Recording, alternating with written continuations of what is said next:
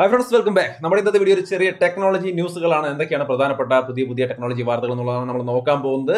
So അതിനിടെ ഈ video ഇഷ്ടപ്പെടുകയാണെങ്കിൽ തീർച്ചയായിട്ടും ലൈക്ക് ചെയ്യാൻ മറക്കരുത്. ഒപ്പം തന്നെ നമ്മുടെ ചാനൽ സബ്സ്ക്രൈബ് ചെയ്തിട്ടില്ലെങ്കിൽ മറക്കാതെ സബ്സ്ക്രൈബ് ചെയ്യുക. ഒപ്പം തന്നെ ബെൽ ഐക്കൺ കൂടി എനേബിൾ ചെയ്ത് വെക്കുക. നേരെ വീഡിയോ.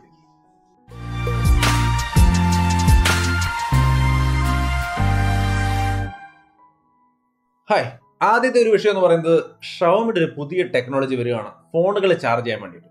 ഇത്ര ഇൻട്രസ്റ്റിംഗ് ആണ് കാര്യം വേറൊന്നുമല്ല, ശബ്ദത്തിൽ നിന്നും ചാർജ് ചെയ്യും.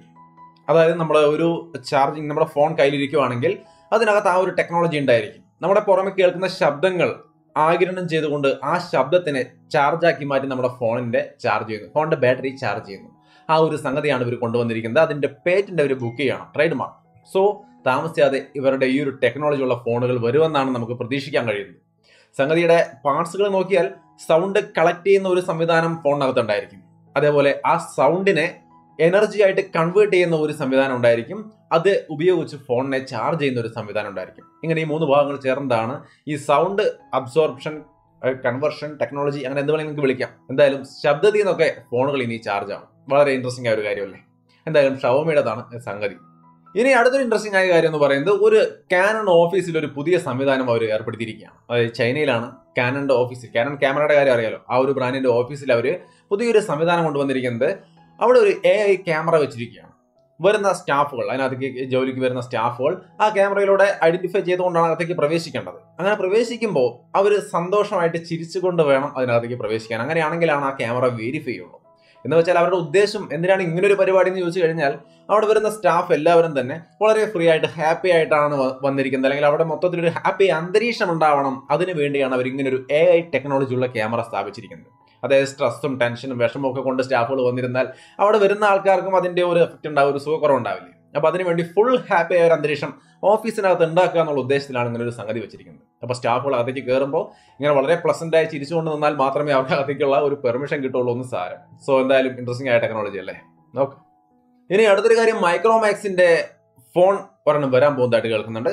അവിടെ നിൽക്കട്ടെ, ഫോൺ എന്തായാലും ഒരു ഇറക്കവും നമുക്കറിയാമല്ലോ. TWS, അതായത് ഇയർബഡുകളും മൈക്രോമാക്സ് ഇറക്കാൻ പോവാണെന്നാണ് പറയുന്നത്.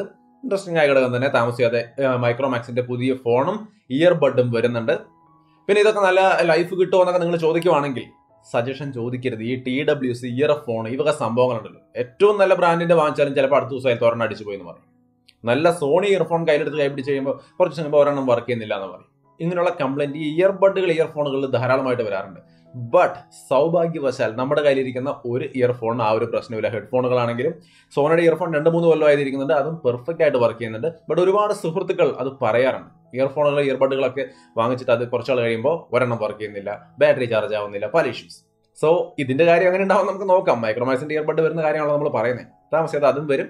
എന്തായാലും നിങ്ങൾക്ക് മൈക്രോമാക്സിന് വിശ്വാസമാണെങ്കിൽ വാങ്ങിക്കുക, നല്ലൊരു ബ്രാൻഡാണല്ലോ. ഇനി അടുത്തൊരു കാര്യം, നമ്മൾ കഴിഞ്ഞ ദിവസങ്ങളിൽ പറഞ്ഞിരുന്നു സാംസങ്ങിന്റെ ഫോൾഡ് ഫോൺ, ഫ്ലിപ്പ് ഫോണൊക്കെ വരാൻ പോകുന്നുണ്ട്. 3-ാം തീയതി, വരുന്ന മാസം 3-ാം തീയതി ലോഞ്ച് ചെയ്യുമെന്നാണ് കേൾക്കുന്നത്. 27-ാം തീയതി സെയിൽ ഉണ്ടാവും എന്നൊക്കെ പറയുന്നു. സോ ആ ഒരു കാറ്റഗറി നിങ്ങൾക്ക് ഇഷ്ടമാണെങ്കിൽ തീർച്ചയായിട്ടും കാത്തിരിക്കാം. ഇനി അടുത്തൊരു അപ്ഡേറ്റ് എന്ന് പറയുന്നത് BGMIയുമായി ബന്ധപ്പെട്ടതാണ്. അതായത് നമ്മുടെ ബാറ്റിൽ ഗ്രൗണ്ട് മൊബൈൽ ഇന്ത്യ, ഇവരുടെ സൈറ്റിൽ അവർ കുറച്ച് ദിവസമായിട്ടിട്ട് ഒരു നോട്ടീസ്, അതിനകത്ത് ബാൻ ആവാൻ സാധ്യതയുള്ള സാഹചര്യങ്ങൾ ഏതൊക്കെയാണെന്ന് കൃത്യമായിട്ട് പറയുന്നുണ്ട്. ഗെയിം അല്ല ബാൻ ചെയ്യാൻ പോകുന്നത്, അവരുടെ ഗെയിം പ്ലേയേഴ്സ് എന്തെങ്കിലും ഉടായ്പകളൊക്കെ കാണിക്കുകയാണെങ്കിൽ അവരെ പിടിച്ച് ബാൻ ചെയ്യും എന്നുള്ളൊരു വാർത്ത ഇപ്പോൾ ധാരാളമായിട്ട് വരുന്നുണ്ട്.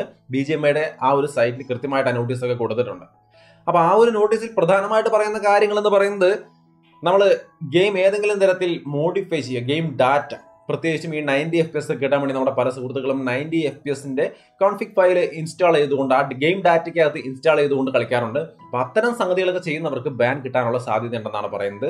അതേപോലെ ഇതിനകത്തുള്ള ഗ്ലിച്ചുകളൊക്കെ ഉപയോഗിച്ചിട്ട് ട്രിക്ക് കാണിച്ച് കളിക്കുന്ന സംവിധാനമൊക്കെ നമ്മുടെ സുഹൃത്തുക്കൾ ഒരുപാട് പേര് ചെയ്യാറുണ്ട്.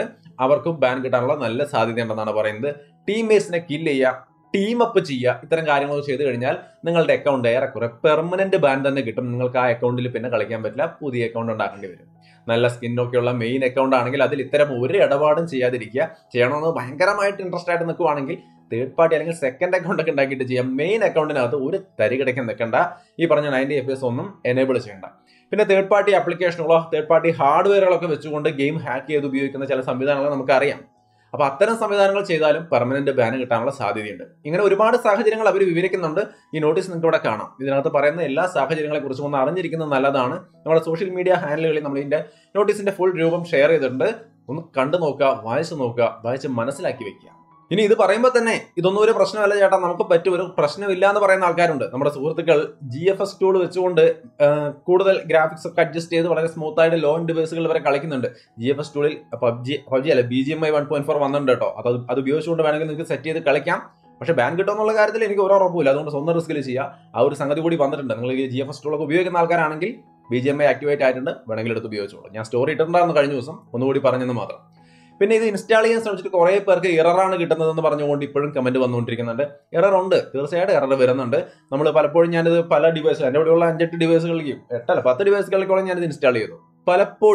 പലപ്പോഴും ഒരു എറർ കാണിച്ച് അങ്ങനെ നിൽക്കുവാണ്. വീണ്ടും ബാക്ക് വന്ന് വീണ്ടും ശ്രമിക്കുമ്പോൾ കിട്ടുന്നുണ്ട്. സോ എറർ വന്നാൽ വീണ്ടും ശ്രമിക്കുക എന്നുള്ളത് തന്നെ ഒരു മെത്തേഡ് ഉള്ളൂ. വീണ്ടും ശ്രമിച്ചാൽ കിട്ടുന്നുണ്ട്.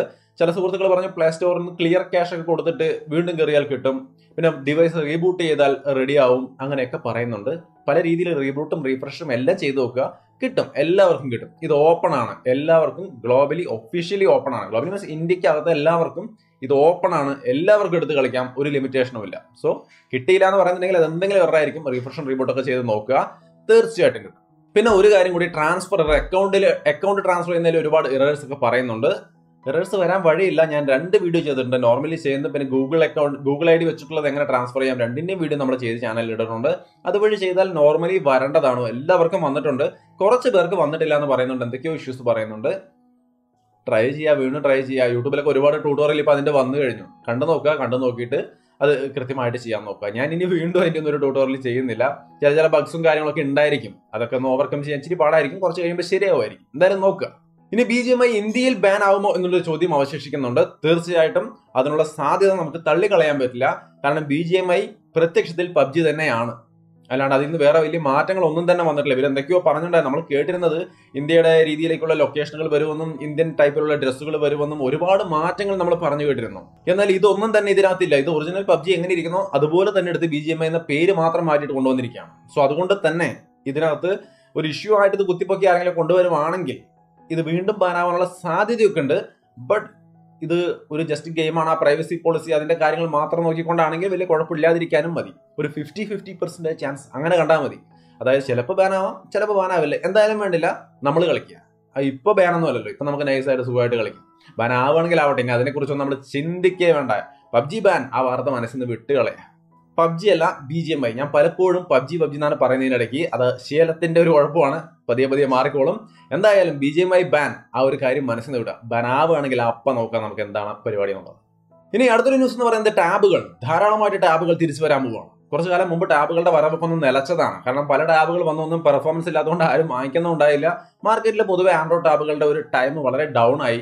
ആപ്പിൾ ടാബുകൾ മാത്രമായി, ഐപാഡ് ഇൻക്ലൂഡിങ് ഞാനടക്കം ഒരുപാട് പേര് ആൻഡ്രോയിഡ് ടാബുകൾ ഇവിടെ ഇരിക്കുന്നുണ്ട്. സാംസങ് ടാബൊക്കെ അതൊക്കെ ഞാൻ ഉപേക്ഷിച്ചിട്ട് ഐപാഡിലേക്ക് കയറിയതാണ്. ഇപ്പോഴും ഐപാഡ് തന്നെ ഉപയോഗിക്കുന്നത്. അവിടെ ആൻഡ്രോയിഡ് ടാബുകളുടെ പെർഫോമൻസ് ഇഷ്യൂ കൊണ്ടാണ് ഞാൻ ഉപേക്ഷിച്ചത്. ഒരുപാട് പേരും അതുകൊണ്ട് തന്നെ ആയിരിക്കും അത് സ്കിപ്പ് ചെയ്തത്. പക്ഷെ ഇപ്പൊ ടാബുകൾ തിരിച്ചു വരാൻ പോവാണ്. Realme TAB വരാൻ പോവാണ്. അതിന്റെ ടീസറും കാര്യങ്ങളൊക്കെ അവർ കൊടുത്തിട്ടുണ്ട്. വിവോയുടെ ടാബ് വരാൻ പോകുന്നുണ്ട്. ഷവോമിയുടെ ടാബ് വരാൻ പോകുന്നുണ്ട്. സോ എല്ലാ കമ്പനികളും ടാബുകൾ തിരിച്ചു കൊണ്ടുവരാൻ ഒരുങ്ങുകയാണ്. സോ ഇൻട്രസ്റ്റിംഗ് ആയ നല്ല ടാബുകൾ നിങ്ങൾക്ക് ആൻഡ്രോയിഡ് പ്ലാറ്റ്ഫോമിൽ താമസിയാതെ അവൈലബിൾ ആവും. സോ അത്രയുമാണ് നമ്മുടെ ഇന്നത്തെ ഒരു ചെറിയ ടെക് അപ്ഡേറ്റ്. കൂടുതൽ ടെക്നോളജി വാർത്തകളുമായിട്ട് നമുക്ക് അടുത്ത വീഡിയോകളിൽ കണ്ടുമുട്ടാം.